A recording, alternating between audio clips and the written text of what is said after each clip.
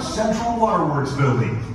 This turn-of-the-century building is now home to 200,000 gallons of seawater.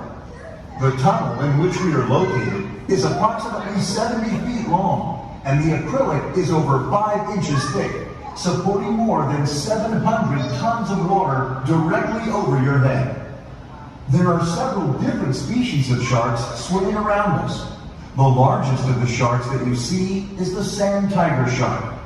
These sharks are 10 feet long and weigh over 200 pounds. They are found worldwide and are identifiable by their numerous rows of sharp teeth. The most numerous sharks in our exhibit